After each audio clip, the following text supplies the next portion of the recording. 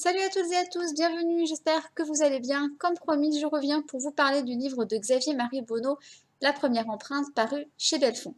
Donc ce livre est une réédition de son tout premier livre, donc qui a vraiment été traduit dans plusieurs pays, qui a eu beaucoup de succès. Donc si vous avez déjà lu ce livre, l'histoire n'a pas changé. Pour les autres, je vous en parle tout de suite. Le résumé, c'est nous avons donc le commandant de Palma qui est surnommé le Baron, qui se trouve au cœur d'une enquête vraiment sans précédent dans les annales de la police marseillaise, puisque nous avons une professeure de préhistoire qui est retrouvée noyée dans une calanque. Nous avons aussi un tueur barbare qui signe ses crimes d'une main en négatif.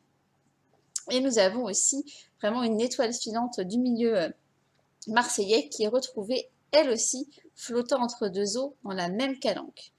Le lien entre tout ça se niche vraiment dans une caverne préhistorique dont l'entrée se fait par 38 mètres de fond, donc tout le monde ne peut pas y aller, hein, dans le ventre des grandes falaises blanches qui baignent la Méditerranée. Et au début des années 90, on apprend qu'un plongeur y a découvert des bisons, des chevaux et des mains en négatif. Donc on a cette fameuse main en négatif qui revient, les premières empreintes et un homme tué, la plus ancienne représentation de meurtre dans l'histoire de l'humanité. Voilà, là je vous ai vraiment lu ce qu'il y avait sur la quatrième de couve parce que c'est toujours dur de parler d'un livre sans spoiler, donc du coup je m'inspire vraiment beaucoup de la quatrième de couve. En ce qui concerne mon avis, alors j'avais déjà lu une enquête du commandant de Palma, du coup c'était dans La Dame de Pierre, si je ne dis pas de bêtises, sinon toutes mes excuses à l'auteur. Et c'est un personnage que j'avais beaucoup aimé et du coup bah là j'ai aimé le retrouver dans sa première enquête. C'est un personnage qui est très fort, très puissant, moi en tout cas que j'aime beaucoup. L'enquête de cette histoire elle est très palpitante et elle nous prend dès le début en fait. On est balancé dans l'histoire. Ce qui est génial aussi avec Xavier Marie c'est qu'on apprend toujours plein de choses. Ses lectures sont très enrichissantes. Donc moi, je passe toujours un bon moment.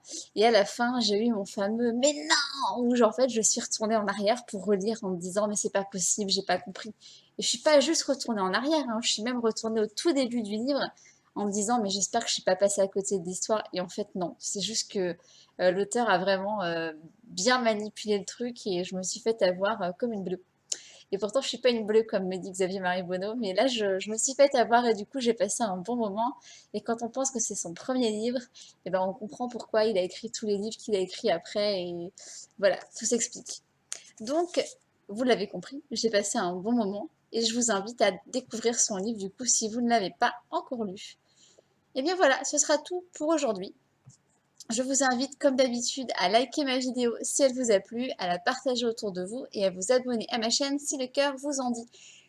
Je vous fais des bisous et je vous dis à bientôt pour ma prochaine lecture. Là, j'ai une lecture en cours sur le dernier Hugues et Camus. Je viendrai vous en reparler. Voilà, ciao!